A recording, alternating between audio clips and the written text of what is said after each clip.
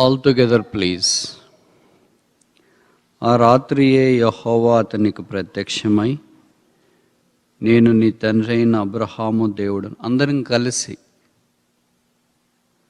Genesis 26:24 reading all together please. ఆ రాత్రియే యెహోవా అతనికి ప్రత్యక్షమై, నేను నీ తండ్రి అయిన అబ్రహాము దేవుడను, నేను నీకు తోడయున్నాను గనుక భయపడకుము. నా దాసుడైన అబ్రహామును బట్టి నిన్ను ఆశీర్వదించి నీ సంతానమును విస్తరింపచేసేదనని చెప్పాను. ఇంకోసారి చదువుదాం. Shall we read it once again? ఆ రాత్రియే యెహోవా అతనికి ప్రత్యక్షమై, నేను నీ తండ్రి అయిన అబ్రహాము దేవుడను, నేను నీకు తోడయున్నాను కనుక భయపడకుము. నా దాసుడైన అబ్రహామును బట్టి నేను నిన్ను ఆశీర్వదించి నీ సంతానమును విస్తరింపచేసేదనని చెప్పాను.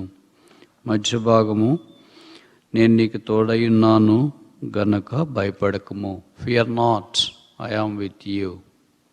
ప్రార్థన.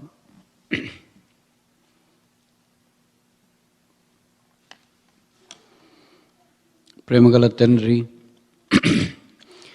యేసుక్రీస్తు ప్రభువు వారి మధురమైన, మనోహరమైన, మంచి, మహోన్నతమైన, మహిమగల నామమున ఈ శనివారము మధ్యాహ్నము మీ సన్నిధిలో మేము కనబడినట్లు మమ్మల్ని జ్ఞాపకం ఉంచుకున్నందుకు స్తోత్రాలు. మీ ప్రజలను ఇంతవరకు సహాయం చేసి నడిపించినందుకు మిమ్మల్ని స్తుతిస్తున్నాము. మమ్మల్ని ప్రేమించి మా కొరకై మీరు సిలువలో రక్తము కార్చి చనిపోయి సమాధి చేయబడి తిరిగి లేచినందుకు స్తోత్రాలు. మీ రక్త ప్రవాహమును బట్టి మాకు ఇచ్చిన రక్షణ కొరకై, సంఘ సహవాసము కొరకై మీకు స్తోత్రాలు.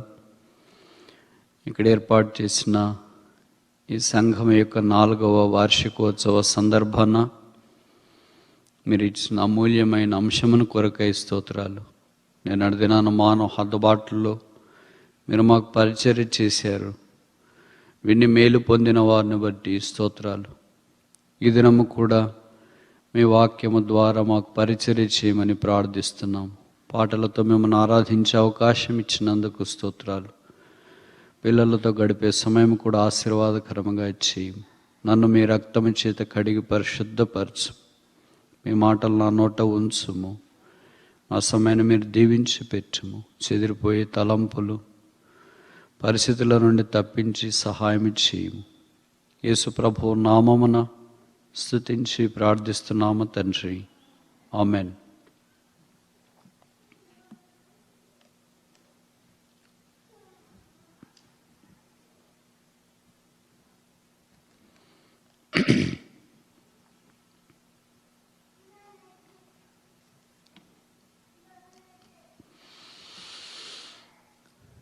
దేవుడు తోడై ఉన్నప్పుడు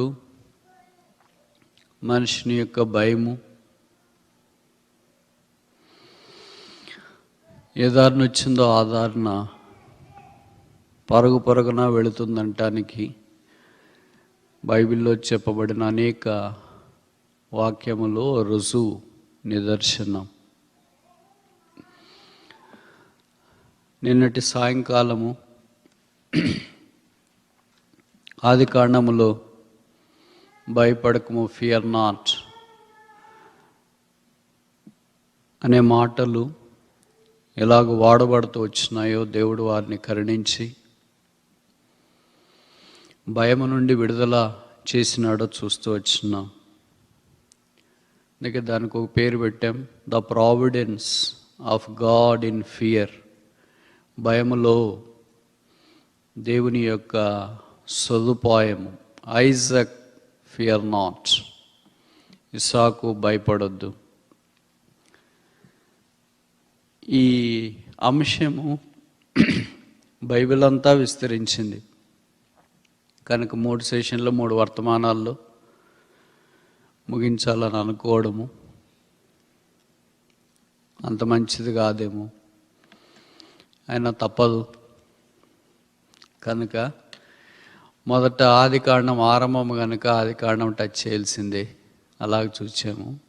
ఇప్పుడు మీరు అనుమతిస్తే బైబిల్ మధ్య భాగములో యెషయా గ్రంథము నుండి కొన్ని సంగతులు మనం చూడటానికి ప్రయత్నం చేస్తాం. యెషయా గ్రంథము 41వ అధ్యాయం, book of Isaiah chapter 41. Isaiah 41 verse 10. Isaiah chapter 41 verse 10. యెషయా గ్రంథం 41:10. నేను నీతో చెప్పి ఉన్నాను, నీకు తోడై ఉన్నాను, భయపడకుము, నేను నీ దేవుడినై ఉన్నాను, దిగులు పడకుము, నేను నిన్ను బలపరుతును, నీకు సహాయం చేయవాడని నేనే, నీతిని నా దక్షిణ హస్తముతో నిన్ను ఆదుకొందును. ఇక్కడ చెప్పబడిన సందర్భము ఇశ్రాయేలు అంటే యాకోబు వ్యక్తి కాదు. యాకోబు ద్వారా దేవుడు ఒక దేశాన్ని ఏర్పాటు చేశాడు కదా, ఆ దేశం కొరకైన సందేశం ఇది. ఫియర్ నాట్ ఇజ్రాయెల్, ఇజ్రాయేలు భయపడకము. దేవుని ప్రజలైన ఇశ్రాయేలీలు వారు చేసిన పొరపాట్లను బట్టి బబులోన్లోనికి 70 సంవత్సరాలు బానిసలుగా వెళ్ళారు. దేవుడు తిరిగి కోరెష్ని ఏర్పాటు చేసుకుని బానిసత్వంలో నుండి తిరిగి బయటకు వచ్చినారు. వచ్చిన తర్వాత అంతా కొత్త స్థలం, కొత్త ప్రాంతము. ఆ ఇజ్రాయెల్ దేశంలో ఎలాగూ మనం ఉండగలం, ఇప్పుడు వాతావరణం అంతా కొత్తగా ఉంది కదా అని వారు ఆలోచిస్తూ భయపడుతున్నప్పుడు దేవుడు వారిని ధైర్యపరచడానికి ఈ 41వ అధ్యాయము వారి ప్రస్తావనలోనికి తీసుకుని వచ్చాడన్న సంగతి మనకు పరిచయం. ఈ భయాన్ని గురించిన సంగతులు కోకోలలు ఉన్నాయి. ఎక్కువ చెప్పి మిమ్మల్ని భయపెట్టదలుచుకోలేదు, ఎందుకంటే భయం అంటేనే భయం వస్తూనే ఉంటుంది. కనుక కొన్ని విషయాలు మాత్రమే నేను మీ గమనానికి తీసుకురావాలని కోరుతున్నాను. మొదటిది, కాజెస్ ఆఫ్ ఫియర్. భయం ఎందుకు వస్తుంది? ఏ కారణాన్ని బట్టి భయం వస్తుంది? కారణాలు చాలా ఉన్నాయి. ఏ కారణాన్ని బట్టి అయినా భయం రావచ్చు, అసలు ఏం లేనప్పుడు కూడా రావచ్చు. కనుక భయం రావటానికి కారణాలు బహుశా సిక్నెస్, అనారోగ్యం ఉండదు, సఫరింగ్, సాలిట్యూడ్, వీటన్నిటినీ బైబిల్లో భయం కొరకు వినియోగించబడినట్లు మనం చూస్తాం. ఫైనాన్షియల్ క్రంచ్, కొన్నిసార్లు చీకటైనా పగలైనా వెల్తరైనా ఇబ్బందులైనా ఒక్క కారణం ఇదే అని చెప్పలేం. కొంతమందికి కొన్ని భయం కలిగించే ఉంటాయి, కొంతమందికి కొన్ని కలిగించే ఉంటాయి. కొంతమందికి చీకటి అంటే భయము, కొంతమందికి చీకటి అంటే ఏం భయం ఉండదు, కానీ వాళ్ళ భయాలు వేరే. అందరికి ఒకటే యూనిఫామ్గా భయాలు ఉండవు. యూనిఫామ్ ఫియర్స్ అయితే యూనిఫామ్ సొల్యూషన్ ఉంటుంది. But diversified manifold fears and manifold solutions. కనుక మొదటిది ఏంటంటే కాజ్ ఆఫ్ ద ఫియర్, భయం కొరకైన కారణాలు. ఇవి చాలా విస్తారంగా మనకు కనిపిస్తాయి. రెండో, చేంజెస్ ఇన్ ద ఫియర్. భయము మొదట ఒక రకంగా ఆరంభమవుతుంది, తర్వాత అది ఇంకొక రకంగా తిరుగుతుంది. ఏదో ఫైనాన్షియల్గా భయం వచ్చింది అని అనుకుంటే అది తొలగించబడిన తర్వాత లేదా దాంట్లోనే ఇంకొక రకమైన భయం రావడానికి అవకాశం ఉంటుంది. బైబిల్లో అలాంటి సందర్భాలు చాలా ఉన్నాయి. ఉదాహరణకి యాకోబు దినాల్లో కరువు వచ్చింది, కుమారులను పంపించినాడు, ధాన్యం తీసుకురమ్మా. దొరుకుతుంది కదా అని అక్కడికి వెళ్ళారు, దొరికిపోయారు. ధాన్యం దొరుకుతుంది కదా అని ఎరిగి మనుషులే దొరికిపోయారు. అంటే మీరు దేశం వేగజూడటానికి వచ్చినారు అని యోసేపు తన సహోదరులతో మాట్లాడి మేమందరూ ఇక్కడే ఉండాలా అన్నారు. అప్పుడు వాళ్ళకి చాలా భయం వేసింది. వాళ్ళు రకరకాలుగా మాట్లాడడం ఆరంభించినారు. కానీ ఒక్కొక్క దాంట్లో నుండి ఇంకో దాంట్లోనికి మనకు తెలియకుండా ల్యాండ్ అయ్యే అవకాశాలు కనిపిస్తూ ఉన్నాయి. ఇది రెండవ రకం. ఇక మూడో విషయం ఏంటంటే, భయాలు వచ్చినట్లే ఉంటాయి, బట్ కొన్నిసార్లు సవాళ్ళను తెస్తాయి. Challenges of fears. భయంతో పాటు సవాల్ వస్తుంది. దీన్ని ఎదుర్కోవడమా, పారిపోవడమా, తప్పించుకోవడమా? అనేకసార్లు మనం తప్పించుకోవాలని ట్రై చేస్తుంటాం. ఎన్నిసార్లు తప్పించుకోవాలని ట్రై చేస్తుంటే అవి వదులుకోకుండా వస్తుంటాయి. ఉదాహరణకు ఒక ముళ్ళ కంచె మాదిరి. మీలో చాలామందికి రేణికంప అంటే తెలుసు కదా. ఒక దగ్గర మన వస్త్రానికి అది పట్టుకునింది అనుకో, దీన్ని తీసుకుందామని ప్రయత్నం చేస్తుంటే ఇంకో దగ్గర అంట, దాన్ని తీసుకుందామని ట్రై చేస్తే ఇంకెక్కువ అయిపోద్ది. ఇంకా బెటర్ ఏంటంటే ఆ వస్త్రం వదిలేసి వెళ్ళడం. కొన్నిసార్లు అలాగొస్తాయి ఛాలెంజెస్ ఆఫ్ ఫియర్. భయానికి కలిగే బాధలు లేకపోతే సవాళ్ళు అంత కష్టంగా మనకు అనిపిస్తూ ఉంటాయి. కనుక కాజెస్ వచ్చినాయి, చేంజెస్ వచ్చినాయి, ఛాలెంజెస్ వచ్చినాయి. ఇప్పుడు చాయిసెస్ ఆఫ్ ఫియర్స్. కొన్ని భయాల్లో చాయిస్ ఉంటుంది. అంటే ఇదా అదా మనమే చూజ్ చేసుకోవాలి. ఈ భయమా ఆ భయమా? పరీక్షల భయము ఒక చాయిస్. పరీక్షలు అయిపోయిన తర్వాత రిజల్ట్ భయం. చదువుకునేటప్పుడు చదువు భయం. ఉద్యోగం వస్తే ఉద్యోగం భయం. కొన్నిసార్లు ఉద్యోగం పైన బాస్తో మనకు భయాలు ఉండవచ్చు, తర్వాత వేరే దగ్గర భయం ఉండవచ్చు. ఇలాంటివన్నీ బైబిల్లో మనకు కనిపిస్తూ ఉంటాయి. ఏదో చాలా బాధలు ఇబ్బందులు ఉన్నాం కదా, శత్రువుల భయంలో నుండి మనల్ని ఎవరు కాపాడుతారని గిద్యోను అనుకున్నాడు న్యాయాధిపతుల 6వ అధ్యాయంలో. అలా భయంతో చాలా ఉంటే దేవుని యొక్క మాటలు ఆయన దగ్గరికి వచ్చినాయి. పరాక్రమం గల బలాఢ్యుడ యెహోవా నీకు తోడుగా ఉన్నాడు అని. ఆయనకు ఆశ్చర్యం వేసింది, అయ్యో నేను ఇంకా భయంలో ఉంటే నాకు పరాక్రమం గల బలాఢ్యుడ యెహోవా నీకు తోడుగా ఉన్నాడనే మాట వచ్చింది ఏంటి అని చాలా దుఃఖంతో ఉన్నప్పుడు యెహోవా దూత అతనికి ప్రత్యక్షమైంది. యెహోవా దూత ప్రత్యక్షమైన తర్వాత నువ్వు భయపడకము, నీకు సమాధానం. ఎందుకు భయం వచ్చింది? ఇప్పుడు ఏదో ఫిలిష్తీయుల ద్వారా భయము అని అనుకుంటా ఉంటే ఉన్నటువంటి దేవుని దూత కనిపించినాడు. దేవుని దూత కనిపిస్తే ఆ దినాల్లో ఉన్న భావం ఏంటంటే చూసిన వాళ్ళు చనిపోతారు అని. కనుక నేను చూశాను, నేను చనిపోతాను అని బహుశా గిద్యోనికి అనిపించింది. అందుకని దేవుని దూత గిద్యోనితో అన్నాడు, నువ్వు భయపడదు, నీకు సమాధానము అని మాటే కాకుండా నువ్వు చావనే చావు అన్నాడు. You shall not die. కనుక ఒక భయం అని అనుకుంటే, శత్రువుల భయం అని అనుకుంటే, అక్కడి నుండి ఇక్కడికి దేవదూతను చూశాను కనుక నా ప్రాణం పోతుందేమో అనే. Choices of fear sometimes varies because we address them in a different angle and see them from different perspectives. ఇది ఒక లాంటిది. ఇప్పుడు ఐదవది ఆఖరిది ఏంటంటే కాన్సిక్వెన్సెస్ ఆఫ్ ఫియర్స్. భయము వల్ల కలిగే అనర్థాలు, ఫలితాలు, దుష్ఫలితాలు. దీని గురించి ఎంత తక్కువ చెప్తే అంత మంచిది అనుకుంటా. ఇది తెలియని వాళ్ళు నాకు తెలిసి ఎవరున్నారు. అన్ని రకాలు కలిగిస్తుంది. మొదట నిద్ర లేమి వచ్చింది అనుకో, దాంతోపాటు ఇంకా అన్ని అనారోగ్యాలు వస్తాయి. దాంతోపాటు ఫైనాన్షియల్. కొన్నిసార్లు భయంతో ఇంట్లో నుండి బయటికి వెళ్ళి కారు డ్రైవ్ చేస్తూ ఉంటే driving you may lose control. కనుక ఒక్కటి కాదు, ఒక్కో దానికి these are all series links. కనుక ఒక్క భయంతో ఒక్కటి ఉందని ఎప్పుడు తలంచొద్దండి. కనుక మీరు ఈ భయం ఎప్పుడున్నా సరే don't try to yield your self to the fear. అదే భయంతో అట్లే కార్ డ్రైవ్ చేయడం, అదే భయంతో అట్లే కంటిన్యూ కావడం కాకుండా ప్రభువుకు అప్పగించుకోవడం మనకు చాలా ప్రాముఖ్యం. అందుకే ప్రభు అన్నాడు కదా, మీ చింత యావత్తు నా మీద వేడి. Cost all your burden upon me, I will care for you. నేను నీ విషయమై చింతించుచున్నాను. దేవుడు మన విషయమై చింతించున్నాడని మనం చాలాసార్లు మర్చిపోతాం. అందుకని మనకేమనిపిస్తుంది అంటే అసలు నేను ఒక్కడే చింతించేదని. మీలో కొంతమందికి ఇంకా ఇండియన్ బ్యాక్గ్రౌండ్ బాగా పరిచయం మన వాళ్ళకు ఉంటుంది. భార్య భర్తలు ఉన్నారనుకోండి, వాళ్ళకి ఏదో సమస్యలు ఉన్నాయి, భయాలు వస్తాయి. ఉద్యోగం ఎట్లా, ఈ నెల జీతం రాకపోతే ఎట్లా, లేకపోతే ఇంకా మిగతా పిల్లల భవిష్యత్తు ఎట్లా, మన సంగతులు ఎట్లా, అనారోగ్య పరిస్థితులు ఎట్లా, ఇవన్నీ ఎన్నో ఆలోచన చేసి ఇంట్లో రాత్రిపూట ఒకళ్ళు నిద్రపోయి ఒకళ్ళు నిద్రపోరు అనుకోండి.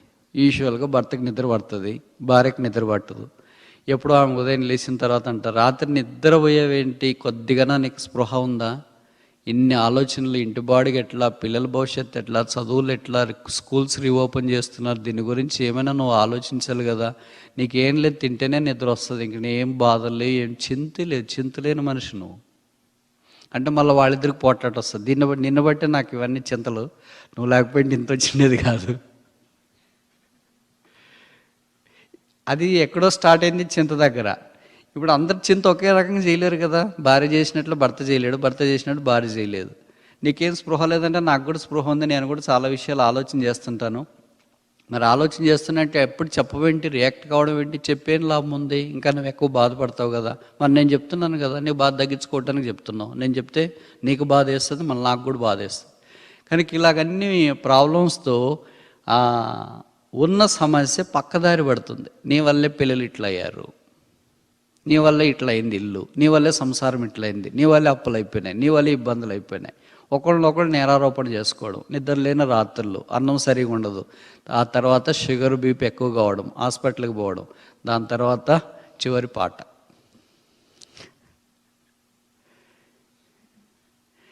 ఇదన్నిటి కారణం ఎక్కడో భయం అనేది మనిషిని వెంటాడుతూనే ఉంది. ఆ భయం నుండి తప్పించబడాలని దేవుని యొక్క ఉద్దేశం. దేవుని యొక్క వాగ్దానము మనకు అన్నిసార్లు ఇవ్వబడినా మనం నమ్మలేకపోతున్నాం. అందుకే వాక్యంలో రాసినారు, మీ నమ్మిక చొప్పున మీకు కలుగును గాక. నీవు నమ్మిన ఎడల దేవుని మహిమ చూస్తావు, నమ్మకపోతే చూడవు. మనందరి దగ్గర వాక్యం ఉంది, ఎన్ని వర్షన్స్ కావాలంటే అన్ని వర్షన్స్ ఉన్నాయి, ఎంత కావాలంటే అంత ఉంది. కానీ హృదయంలో ఆ వాక్యాన్ని నమ్మడం చాలా ప్రాముఖ్యం. ఈ మాట మనం నమ్మగలమా? ఈ మాట 1 పేతురు 5వ అధ్యాయంలో చెప్పబడింది కదా, ఆయన మీ విషయమై చింతించున్నాడు కనుక మీ చింత యావత్తు ఆయన మీద వేయడి. అంటే మీరు చింతించొద్దండి. ఒక బైబిల్ పండితుడు అన్నాడు, బహుశా సిఎస్ లూయిస్ అనుకుంటా, లేదా AW Tozer, a true Christian will never worry and worrying Christian can never be a true Christian. ఇంకోసారి చెప్పనా, a true Christian will never worry and worrying Christian can never be a true Christian. What sort of Christians we are? మన true క్రిస్టియన్సా అంటున్నా? నేను చింతించట్లేదని వాళ్ళు ఎవరైనా ఉంటే చేయొద్దండి. ఖచ్చితంగా ఉంటాయి, చింతిస్తాం. అందుకే మీ అందరికీ తెలుసు, బైబిల్లో యేసుక్రీస్తు ప్రభు వారిని ఒక ఆమె చాలా పెద్ద మాట సీరియస్గా మాట్లాడింది. నాకు తెలిసి ఎవరు యేసు ప్రభువుని అలాగ ప్రశ్నించలేదు అనుకుంటా. మరే మార్త లాజరు ఇంటికి యేసు ప్రభు వెళ్తే మార్త విస్తారమైన పని పెట్టుకుని ఉంది. యేసు ప్రభు దగ్గరికి వచ్చి, నేను ఇంత పని చేస్తున్నాను, మా అక్కేం పని చేయకుండా ఊరికి వాక్యమైన పాటలని ప్రార్థనని అలాగే మీ దగ్గర కూర్చొని ఉంటే మీకు చింత లేదా? చింతించే వాడి దగ్గరికి పోయి చింత లేదంటే ఏమని అర్థం? అది మన యొక్క పరిస్థితి అనేక సందర్భాల్లో. ప్రభు దగ్గరికి పోయి మీకు చింత లేదంటే, who told you that I'm not worrying? Cast all your care upon him, worries upon him, your burdens upon him, for a careth for you. మీకు చింత లేదా? మనం ప్రభు దగ్గరికి వెళ్తాం, ప్రభు మేము ఇంత చింతిస్తున్నాం, ఇంత ఏడుస్తున్నాం, ఇంత బాధపడుతున్నాం, ఇంత భయపడుతున్నాం కదా, నీకు చింత లేదా ఏంటి? ఎవరు చెప్పారమ్మా నాకు చింత లేదా అని? మరి నువ్వేం ఫీలింగ్ లేకుండా ఉన్నావే, ఎవరు చెప్పారు నాకు ఫీలింగ్ లేదని? మరి మా ప్రార్థనకు జవాబు ఇట్లేదని ఎవరు చెప్పారు? మరి మాకేమి జరగట్లేదని ఎవరు చెప్పారు? జరుగుతాయి కదా, ఎప్పుడు జరుగుతాయి? నా సమయంలో జరుగుతాయి. అదే కదా ప్రాబ్లం దేవుడికి మనకి. మన సమయంలో దేవుడు చేయాలనుకుంటాం, దేవుడేమో దేవుని సమయంలో దేవుడు చేయాలనుకుంటాడు. We have our own time, he has his own time. This a conflict between God and a human being or a Christian.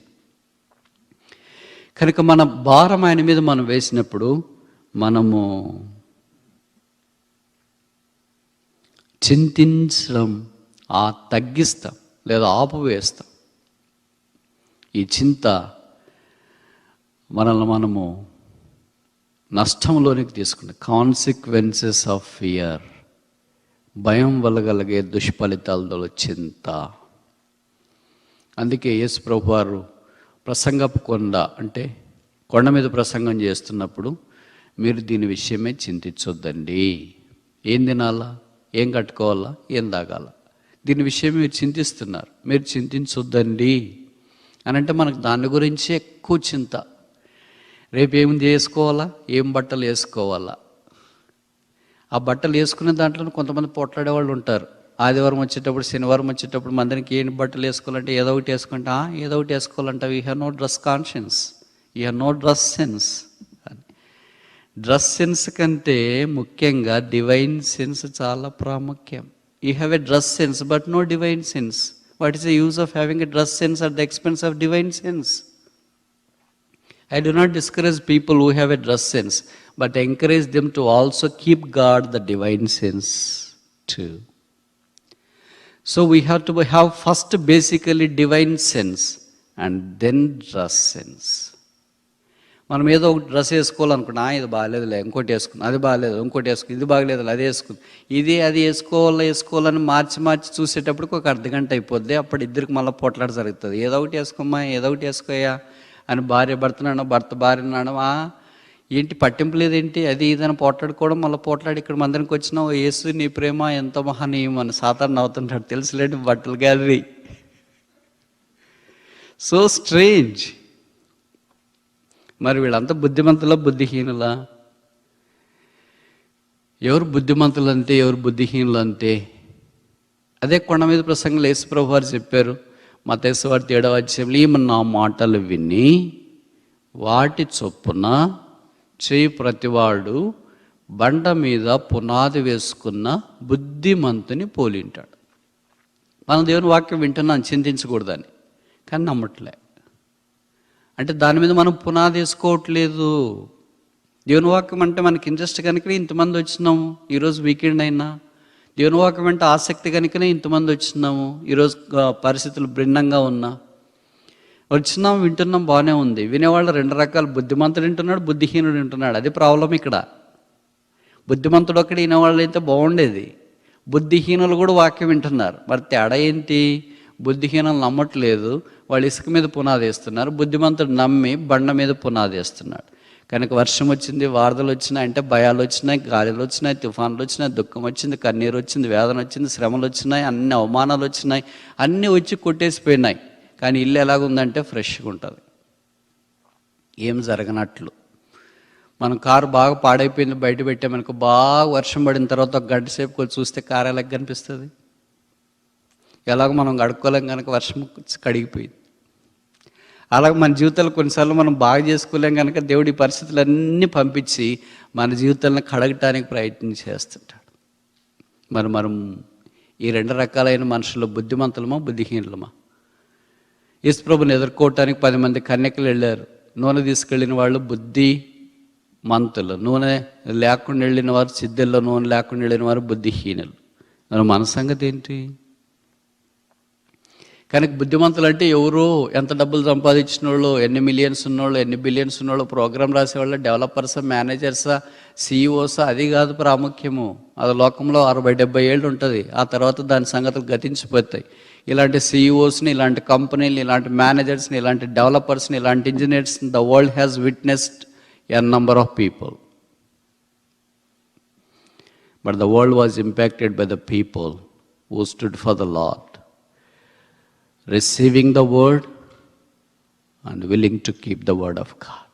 వాక్యం వినడం, ఆ ప్రకారం చేయటానికి ఇష్టపడిన వాళ్ళు సమాజాన్ని ఇంపాక్ట్ చేశారు. వారే దేవుని కొరకు జీవిస్తూ వచ్చినారు.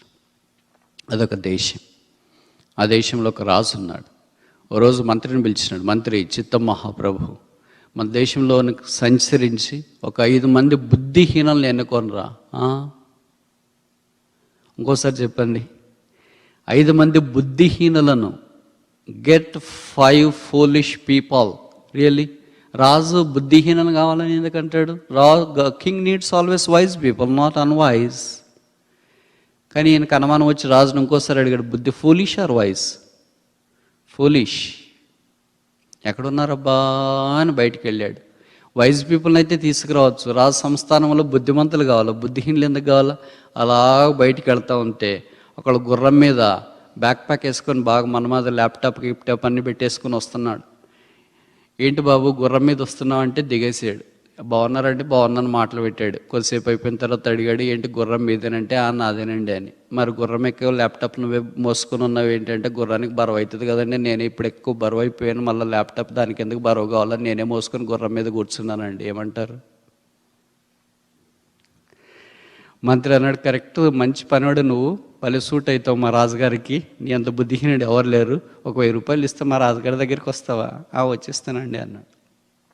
ఇంకా కొద్ది దూరం పోయాడు. అప్పటికే సాయంకాలం అయిపోయింది, వీధి లైట్లు పడ్డాయి. వీధి లైట్ కింద ఒక ఆయన ఏదో తారసపడి ఎతుకుతా ఉన్నాడు. ఏంటి బాబు ఇక్కడ ఎతుకుతున్నావు అంటే, నా కారు తాళాలు పోగొట్టుకెళ్ళాయండి. ఎక్కడ పోగొట్టావంటే, అక్కడ చీకట్లో పోగొట్టానండి. మరి ఇక్కడ ఎందుకు ఎతుకుతున్నావు అంటే, లైట్ ఉండేది ఇక్కడే కదండి, అందుకే ఇక్కడ ఎతుకుతున్నానండి అన్నాడు. నువ్వు కూడా మంచి పనుడే, మా రాజుకు సరిపోతావు, 1000 రూపాయలు ఇస్తే మా రాజుతో పాటు వస్తావా, మా రాజు దగ్గరికి వస్తావా? వచ్చేస్తానండి అన్నాడు. ఇప్పుడు ఎంతమంది అయ్యారు? 2 అయ్యారు. ఇంకా కొద్దిగా దూరం పోయాడు. ఇంకొక ఆయన చాలా యావరేజ్ 40 ఇయర్స్లో ఉండి బాగా పరగలు పత్తీస్తూ వస్తున్నాడు. ఏంటి పరిగెత్తి వస్తున్నావు, గసపట్టేస్తున్నావు ఏంటి? ఈ సమయంలో ఏంటంటే, ఏం లేదంటే, నేను నా భార్య ఇంట్లో పోట్లాడుతుంటే మా భార్య అనేది గట్టిగా మాట్లాడదు, బయట వాళ్ళకి వినిపిస్తుంది అని చెప్పింది. కనుక మేము పోట్లాడదు, బయట వాళ్ళకి వినిపిస్తుందో లేదో తెలుసుకుందామని వచ్చాను, మీకేమైనా వినిపించిందండి అని. నువ్వు కూడా మంచి పనురా, బాగా సరిపోతావు, ఒక 1000 రూపాయలు ఇస్తే మా రాజుగారి దగ్గరికి వస్తావా అని. వచ్చేస్తానండి అన్నాడు. ఇంకా కొద్దిగా దూరం పోయిన తర్వాత 2 యవనస్తులు బాగా పోట్లాడుకుంటున్నారు, రక్తగాయాలు అవుతున్నాయి. ఈ మంత్రుండి, ఆపండి మీ పోట్లాట. ఏంటి రక్తగాయాలు అని అంటే, ఏం లేదండి, మాకు చాలా సమస్యలు ఉన్నాయి, కథ ఇది పెద్ద కథలండి అని. చెప్పడం నాకు కథలు అంటే ఇష్టమే కదని. ఏం లేదండి, వాడి సింహం వచ్చి నా గొర్రెలు తినిందంట, మేకలు తినిందంట. ఎడ తింటుందండి వాడి సింహం వచ్చి నా మేకలు అని. నీకు సింహం ఎక్కడి నుండి వచ్చిందిరా అని అడిగి, కల్లో వచ్చిందండి. నీకు మేకలు ఎక్కడి నుండి వచ్చారా? కల్లో వచ్చిందండి. కలలో సింహం వచ్చి నీ మేకలు తినేస్తే, కలలో తినిన దాని కొరకు మీ ఇద్దరు బయటికి బహిరంగంగా వచ్చి పోట్లాడుకుంటున్నారు, రక్తగాయాలేటట్లు. మీరు కూడా మంచి పనులే, మా రాజుగారి దగ్గరికి వస్తారా, 1000 రూపాయలు ఇస్తానంటే, సరే వస్తామన్నాడు. ఇప్పుడు ఎంతమంది అయ్యారు? 5 మంది అయ్యారు. ఎవరు? వీళ్ళంతా బుద్ధిహీనులు. ఇప్పుడు వీళ్ళందరినీ రాజుగారి దగ్గరికి తీసుకెళ్ళాలి. మన సమయాన్ని బట్టి కథ కట్ చేస్తాం. ఎవరు ఈ 5 మంది బుద్ధిహీనులు? Are these 5 fools? మీరు చెప్తారు, నేను చెప్పాలా? మీరేమనుకోకపోతే నేనే చెప్తా. It's me, it's why, it's you. 5 మంది బుద్ధిహీనులు నేనే, మీరే, మనమే. ఎట్లా అని అంటారేమో, అన్నీ నేను చెప్పను, టైంని బట్టి మొదటిదో రెండవదో చెప్పడానికి ట్రై చేస్తా. మొదటిది, గుర్రం మీద పోతున్నవాడు బ్యాక్ ప్యాక్, తర్వాత ఇంకా బట్టలు గిట్టలు అన్నీ సంచి తానే మోసుకొని పోతున్నాడు. ఎందుకు మోసుకెళ్తారంటే, గుర్రానికి బరువు అవుతుంది కదండి. నేనే ఇప్పుడు బరువు అయిపోయాను, మళ్ళీ నా లగేజ్ ఎందుకు, దానికని నేనే మోసుకున్నానండి. నువ్వు మోసుకున్నా కూడా అది గుర్రానికే బరువుగా. ప్రభు ఏం చెప్పాడంటే, మీ చింత యావత్తు నా మీద వేయండి అని అంటే, అయ్యో ప్రభుకు బరువు అయిపోతుంది. మన చదువు విషయం ఆయన మీద వేస్తే ఆయనకు భారం కాదా? ఇప్పటికి 250 దేశాల్లో 6 బిలియన్లు 7 బిలియన్ల ప్రజలు ఆయన మీద భారం వేసేసారు. నా చదువు వేస్తే ఇంకా భారం కాదా? నా ల్యాప్టాప్ వేస్తే ఇంకా భారం కాదా? నా ఇమ్మిగ్రేషన్ వేస్తే, H1B అప్లికేషన్ వేస్తే ఇంకా భారం కాదా? ఎంతమందినైనా మోసుకుంటాడు ఆయన పాపం. కనీసం నాది నేనన్నా మోసుకుంటా అని దేవుని మీద దయ చూపినట్లు ఫీల్ అయ్యే కొంతమంది సెల్ఫ్ పిటీ పీపుల్ ఉన్నారు. వాళ్ళు ఏమనాలా? బుద్ధిమంతులా, బుద్ధిహీనులా?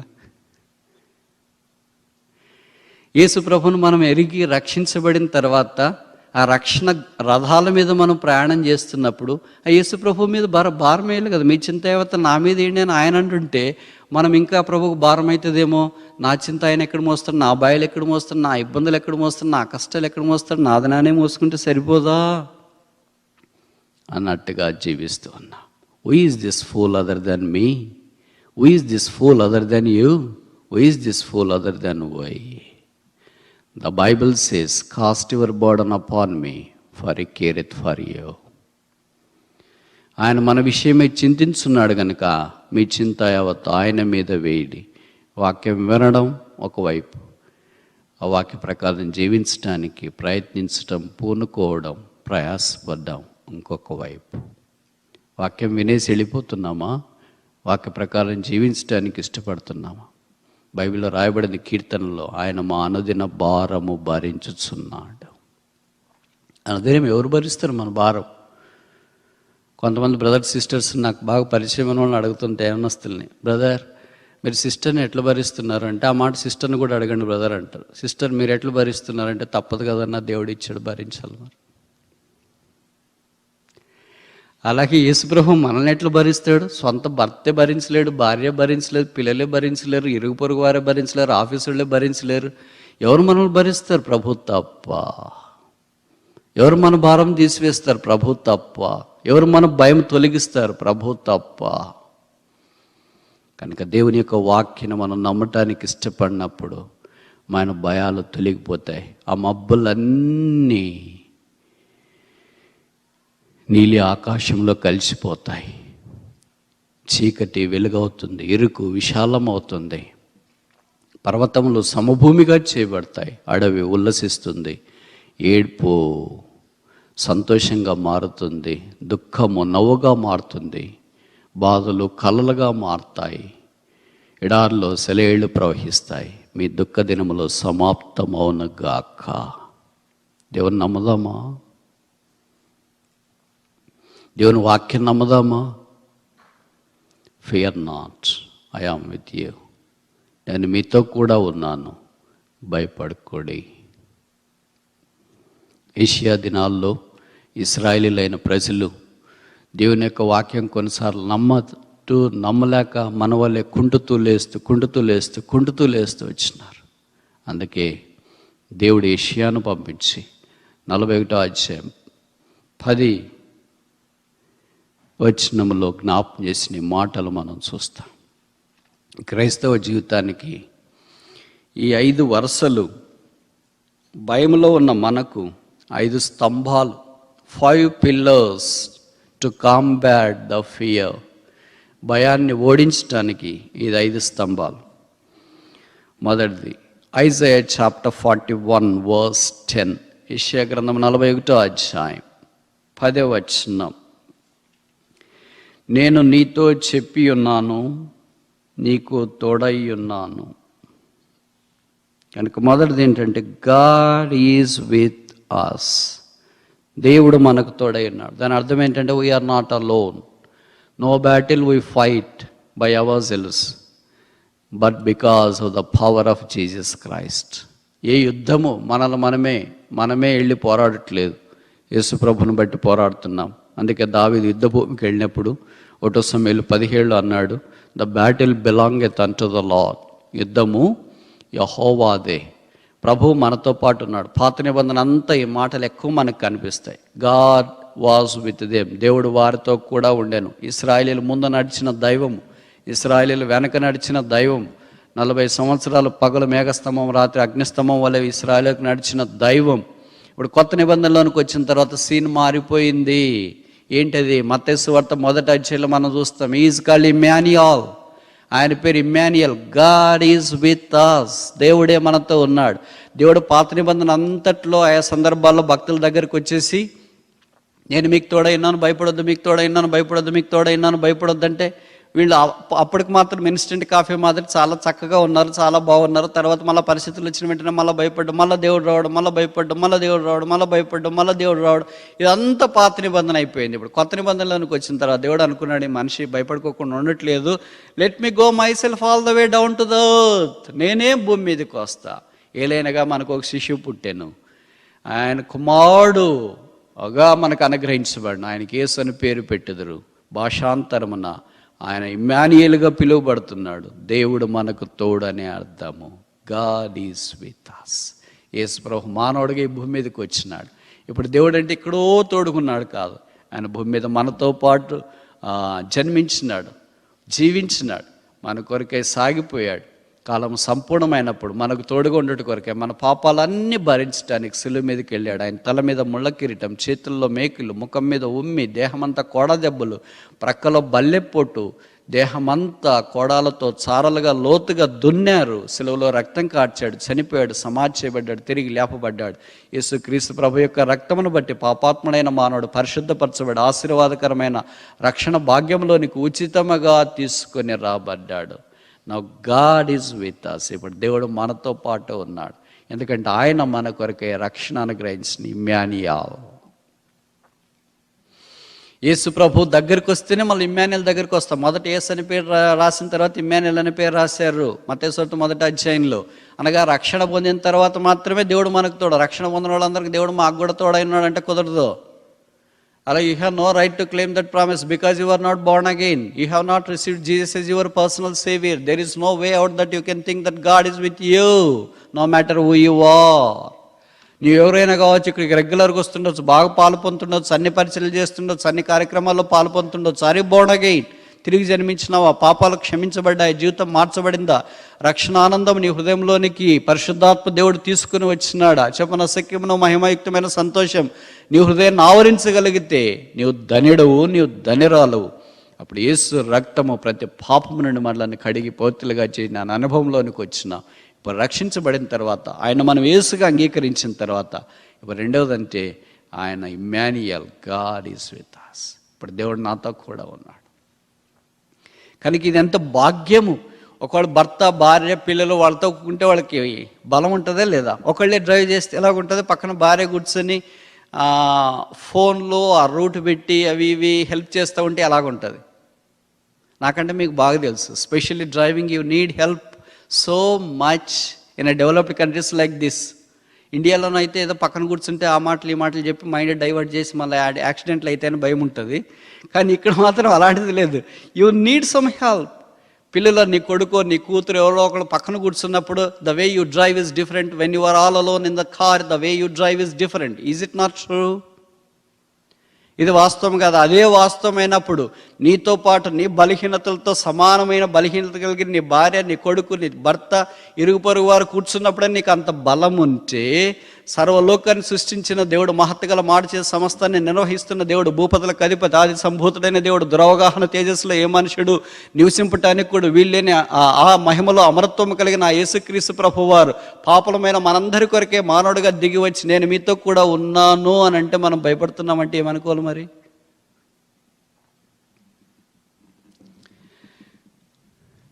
This is the God of Immanuel.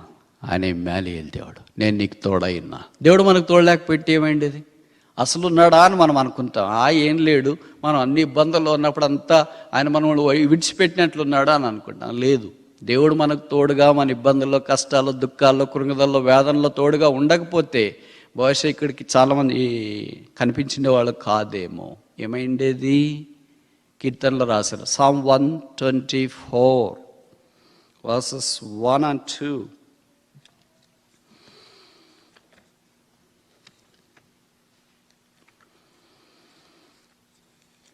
కీర్తనలు 124 verse 1 and 2, మొదటి రెండు వచనాలు. Psalm 124 verses 1 and 2.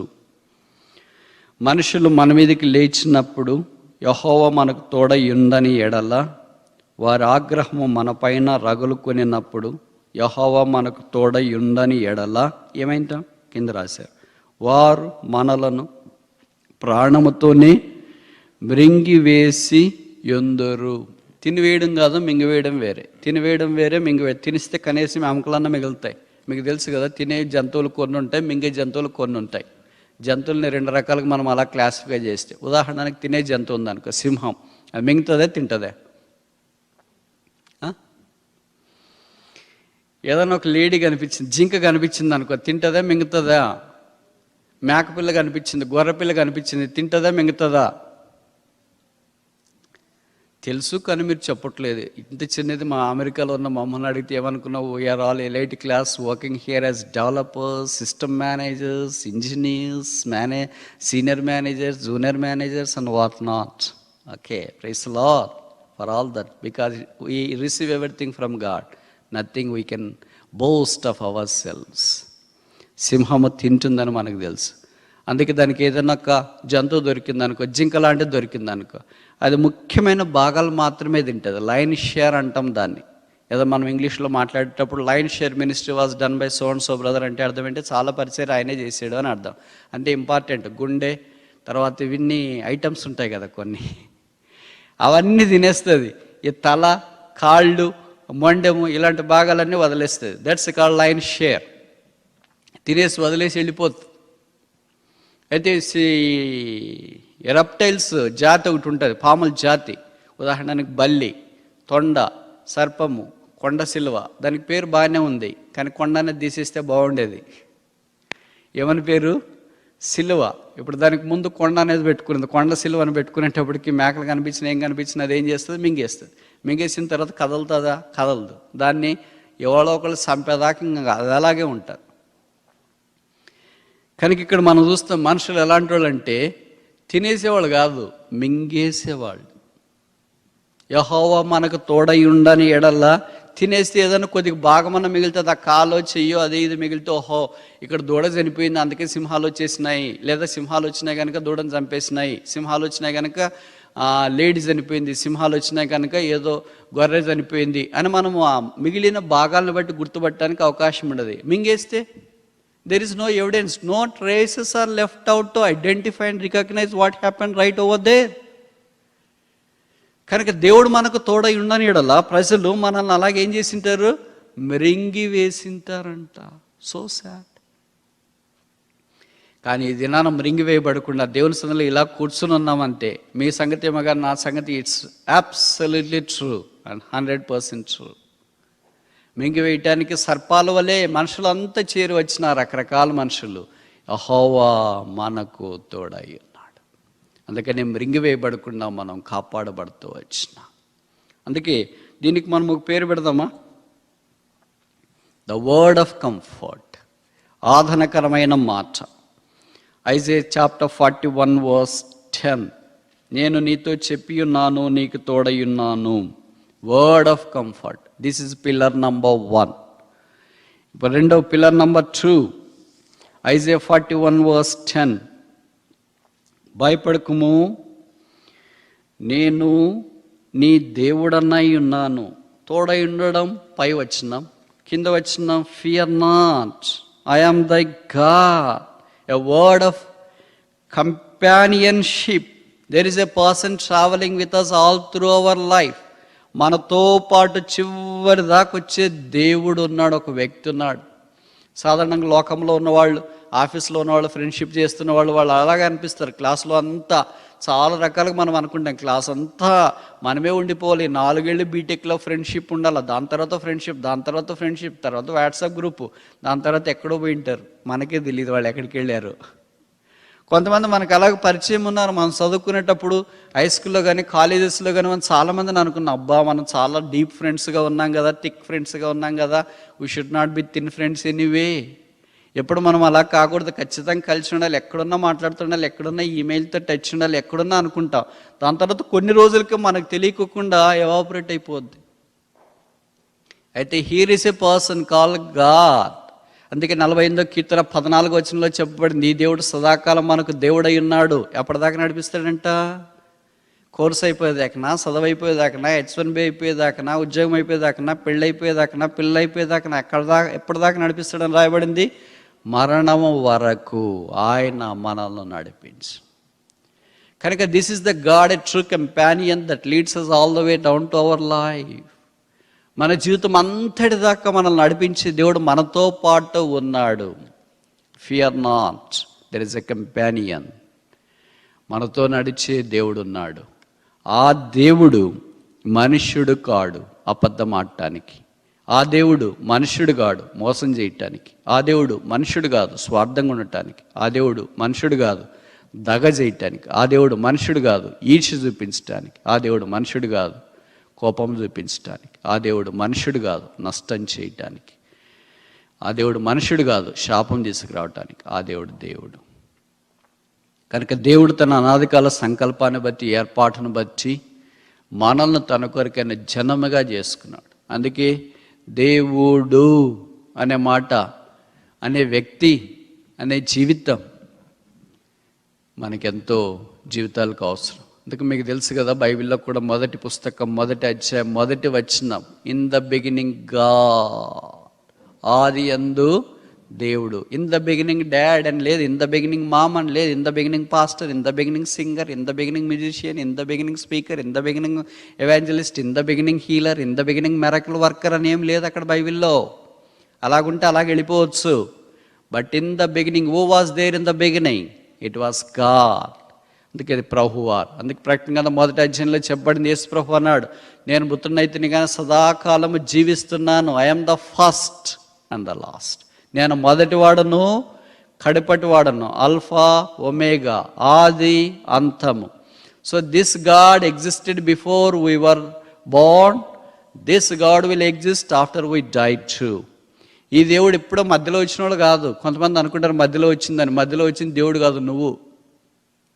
ఒకసారి చెప్పనా? కొంతమంది మనుషులు అనుకుంటారు 60-70 ఏళ్ళు వయసు ఉండి లేదా ఆయుష్ ఉండి బతికే మనుషుడు అనుకుంటాడు దేవుడు మధ్యలో వచ్చినాడు. మధ్యలో వచ్చింది దేవుడు కాదు, నువ్వు. చరిత్రకి ఎక్కడొచ్చినావు? క్రీస్తు శకానికి, క్రీస్తు పూర్వానికి ఎక్కడికి వచ్చావు? నువ్వు మధ్యలో వచ్చినావు. నువ్వు మధ్యలో వచ్చి దేవుడిని మధ్యలో వచ్చినాడు అంటున్నావు ఏంటి? ఇది మానవ నైజం అనమాట. మనం తప్పు చేసిన తర్వాత వేరే వాళ్ళు తప్పు చేయకపోయినా వాళ్ళ మీద తప్పు నెట్టేస్తే ఆ తప్పు మన మీదకి రాదని మనం అనుకుంటాం.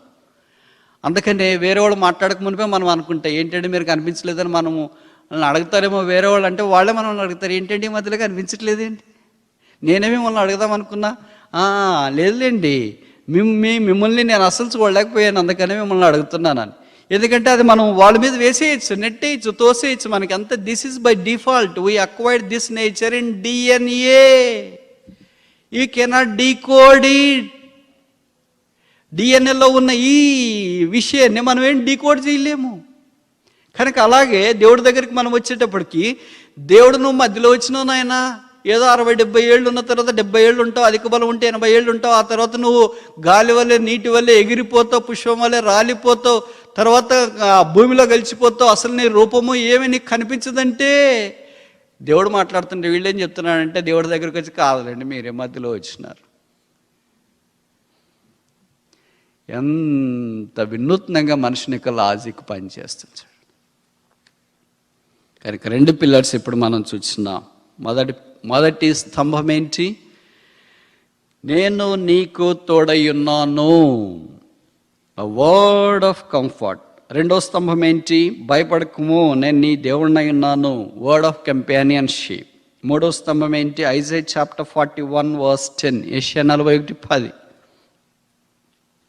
యెషయా 41:10, దిగులు పడకము, నేను నిన్ను బలపరతును, be not dismayed for I will strengthen you. దిగులు, దీన్నే మనం చింత అనుకున్నాం. దిగులు పడనోళ్ళు ఎవడన్నా ఉంటే చేయొద్దండి. నాకు అసలు దిగులే లేదు, ఫెయిల్ అయినా కూడా.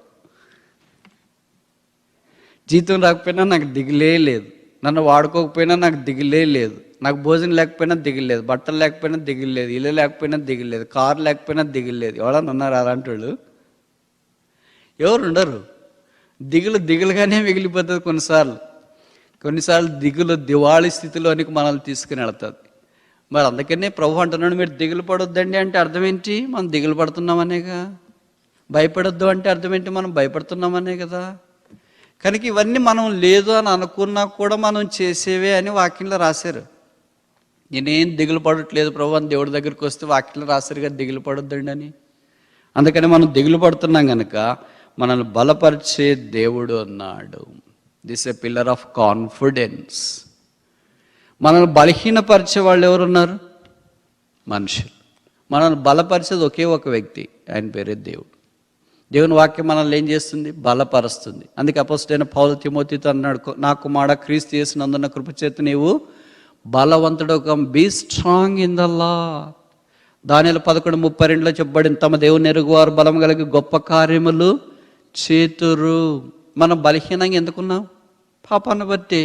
రోమపత్రిక 5వ అధ్యాయంలో చెప్పబడింది, దేవుడు మన ఇళ్ళ తన ప్రేమను వెల్లడిపరుచున్నాడు. ఎట్లనగా మనం ఇంకన్నో బలహీనలై ఉండగా యుక్తకాలమైన క్రీస్తు యేసు మన కొరకై చనిపోయాను.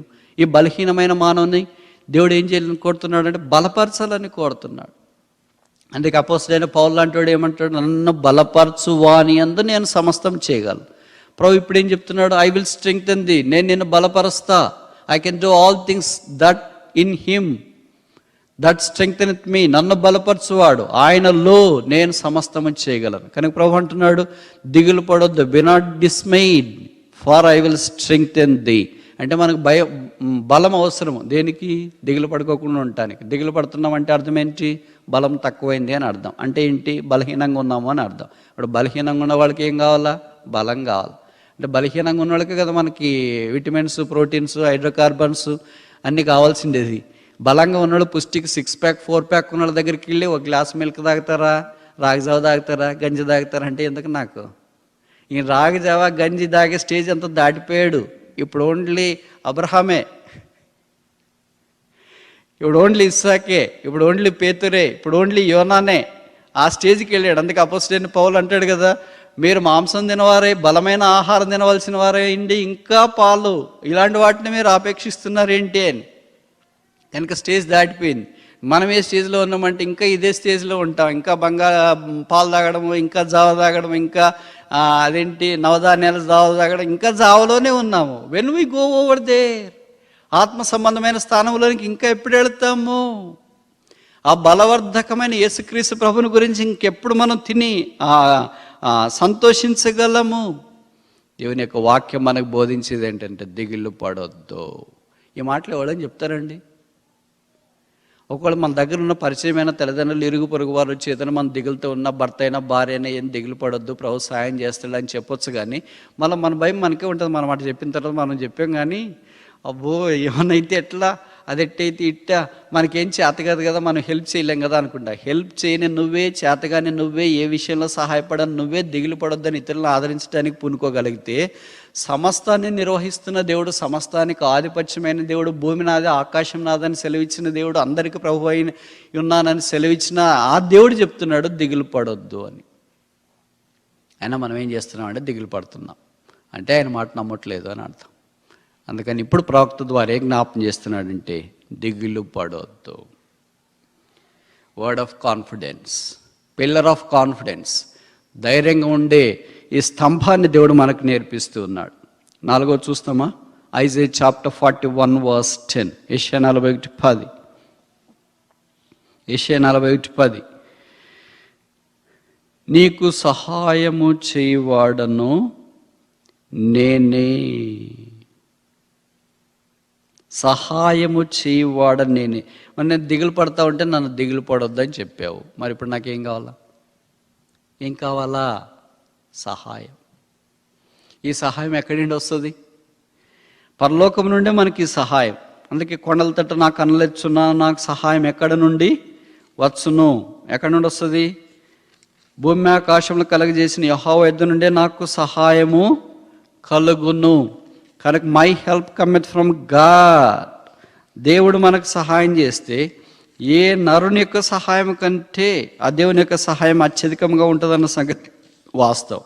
ఒకవేళ దేవుడు మనకు సహాయం చేయకుండా మనుషులు సహాయం చేయాలని ఎంత ప్రయత్నం చేసినా ఆ సహాయం చాలా తక్కువగా ఉంటుందనే సంగతి కూడా వాస్తవం. అందుకే దేవుని సహాయం మనకు కావాలా, మనుషుల యొక్క సహాయం కావాలా? అనేకసార్లు మనం ఏమనుకుంటామంటే మనుషుల సహాయం కొన్నిసార్లు అవసరమో, దేవుని సహాయం కొన్నిసార్లు అవసరమో అని అనుకుంటాం. కానీ దేవుడే మనుషుల ద్వారా సహాయం చేస్తున్నాడన్న సంగతి వాస్తవం. దేవుడు సహాయం చేస్తే తక్కువ చేసి ఇంకా చాలులే సర్దుకో అని చెప్పడు. If God is not helping us, nobody would ever help us. If God has not open a door, nobody would ever open a door. బైబిల్లో రాయబడింది, నేను తెరవగా మూయగలవాడెవడనో లేడు. నీ ఇమిగ్రేషన్ కొరకు, నీ ఉద్యోగం కొరకు, నీకున్న సమస్యల కొరకు, పోరాటాల కొరకు దేవుడు ఒక్కసారి వచ్చి ద్వారం తెరిస్తే who will close the door? దేవుడు మూసేవాడు కాదు, దేవుడు ఎప్పుడు తెరిచేవాడు. దేవుడు శపించేవాడు కాదు, ఆశీర్వదించేవాడు. దేవుడు కీడు చేసేవాడు కాదు, మేలు చేసేవాడు. దేవుడు ఎప్పుడు సహాయం చేసేవాడే, సహాయం చేయకుండా ఉండేవాడు కాడు. దేవుడు ఎప్పుడు న్యాయవంతుడే, ఆయన న్యాయవంతుడు కాడు. దేవుడే సహాయం చేయకపోతే, దేవుడు సహాయం చేయని మనుషులు కూడా ఉంటారా? ఉండరు. ఆయన పేరే సహాయకుడు. కీర్తనలో చెప్పబడింది, ఆపత్కాలమున మీకు ఆయన ఉత్తరం ఇచ్చును. ఆపదలో మనకు సహాయం చేసే a present ready helper in the time of trouble. మన ఆపదలన్నిట్లో మనకు సహాయం చేసేది హెల్ప్ హెల్ప్ హెల్ప్ అని కేకలేస్తుంటారు. ఇక్కడ కాదు, మామూలు ఇండియాలో రైల్వే స్టేషన్లో, బస్ స్టాండ్లో, ఆయా కొన్ని పబ్లిక్ ప్లేసెస్లో ఒక పెద్ద ఇట్లాంటి ఒక టేబుల్ వేసి టేబుల్ దగ్గర బయట ఒక బోర్డు పెట్టింటారు, అందరికి కనపడేటట్లా, మే హెల్ప్ యూ అని, నేను మీకు సహాయం చేయొచ్చా అని. తీరు అక్కడ ఏదో సహాయం చేస్తారంట, ఆ బస్సు ఎప్పుడు వస్తుంది, ఈ ట్రైన్ ఎప్పుడు వస్తుంది, అక్కడికి ఎలాగ వెళ్ళాలి, ఇక్కడికి ఎలాగ వెళ్ళాలి, ఇన్ఫర్మేషన్ తెలుసుకుందాము, మే హెల్ప్ యూ అని బోర్డు పెట్టారు కదా అని వెళ్తే ఎవరైనా ఉంటారా? ఎవరు ఉండరు. బోర్డు మాత్రం పెట్టిపోయారు, ఎక్కడికి వెళ్ళారో తెలియదు. This very visible picture everywhere. May help you అంటే, but there is no person to help me out. అక్కడ నాకు ఎవరు సహాయం చేసేవాళ్ళు లేరు. అయితే నా ప్రభువు వారు నేను నీకు సహాయం చేస్తానని చెప్పిన వాడు. His name is helper. ఆయన పేరే సహాయకుడు. A helper the time of trouble. దేవుడు సాయం చేయకపోతే ఎవరు చేస్తారు? చూడండి ఒక మాట, రాజుల 2వ గ్రంథం 6వ అధ్యాయం 27, 2 Kings chapter 6 verse 27, 2 Kings 6:27, 2 Kings 6:27. రాజుల 2వ గ్రంథం 6వ అధ్యాయం 27 వచ్చిన, యెహోవా నీకు సహాయము చేయనిది నేను ఎక్కడ నుండి నీకు సహాయము చేయదును. చూసారు ఈ మాట, యెహోవా నీకు సహాయము చేయనిది. కనుక all the help we receive has only one origin, one source called God.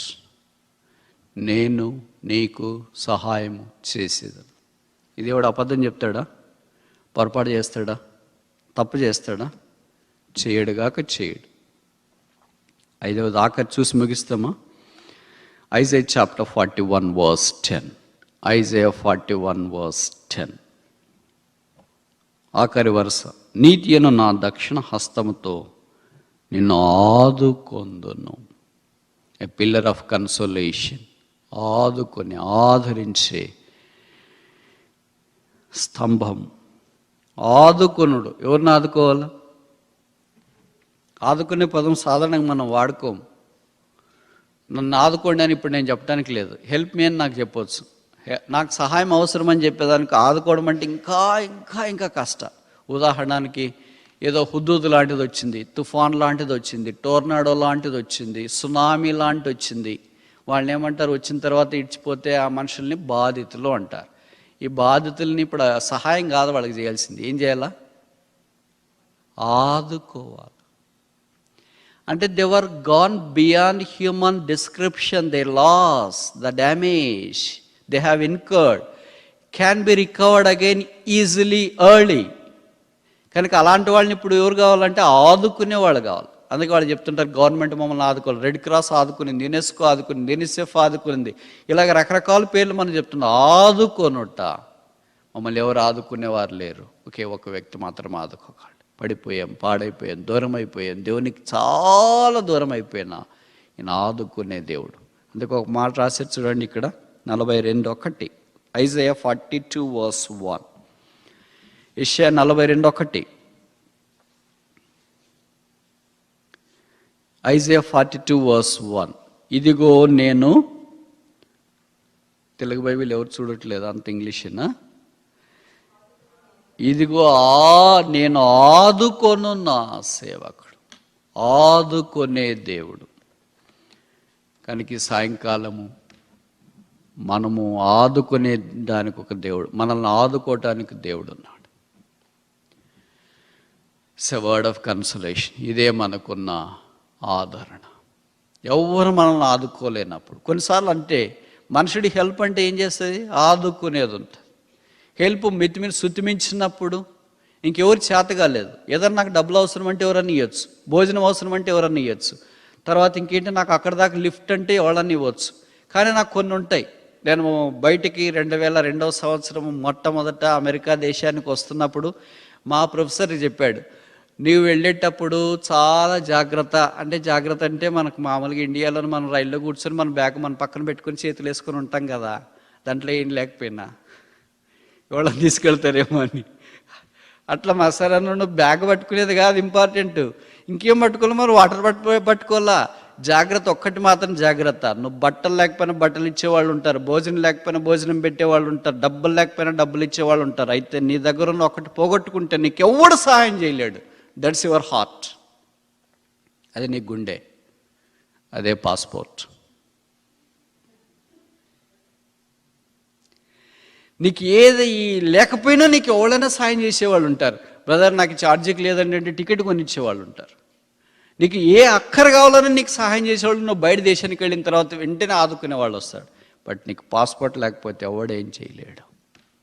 కనుక నువ్వేం పోగొట్టుకున్నా భయపడొద్దు, బాధపడొద్దు, దాని గురించి అసలు చింతే ఉండొద్దు.